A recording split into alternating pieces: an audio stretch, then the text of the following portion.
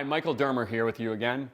In this particular lesson, we're going to talk about how do you know where you need help. You know, when we're running our companies as an entrepreneur, right, everything seems to fall on our plate. So how do we know when we're supposed to stop, and how do we know when we're supposed to get help from other people?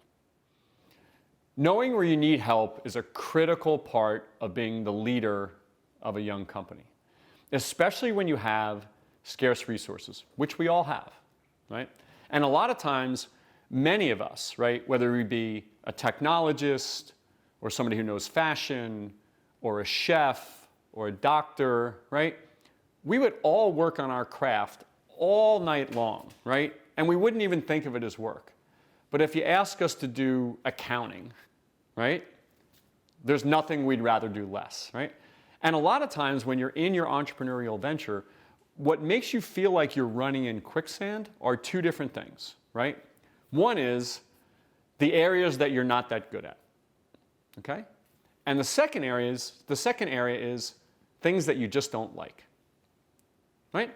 So as the leader of the company and in managing yourself through this, right, if you continue to do the things you're not that good at or you continue to do the things you don't like, it will eventually weigh you down. You'll write code all night long. You'll design the new dress all day long, right? But if you're asked to do these things that you're not good at or you don't like, it'll really weigh you down. So first and foremost, it's understanding that that's actually not a flaw. It's not a flaw to say, I don't like to do this or I don't know how to do this. It's actually a strength. Acknowledging what you don't know how to do, right, is critical of saying, great, that's a problem. I need to fix accounting. What's the best way for me to solve this problem? Not just me trying to run the next foot in a pile of quicksand, right?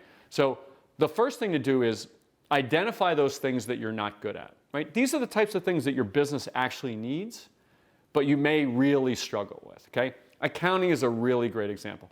There are lots and lots of third-party resources and consultants for very, very little money. Frankly, you might even be able to go to the alumni group at your university, right? And you might have MBA students that might even help you for free, okay?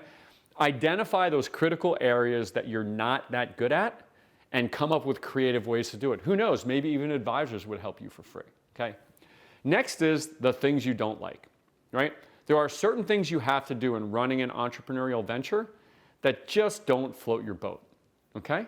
And with most of those types of things, you still have to solve the problem, but recognizing that you don't like them, then you can at least raise your hand. Maybe you go find an advisor that can help you in that particular area because you just don't like to do it.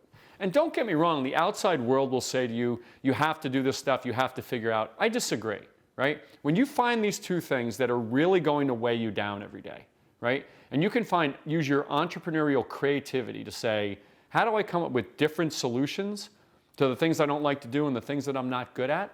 You will actually wake up the next day with a bounce in your step because you're not worrying about, oh my God, I've got to do my financial statements again.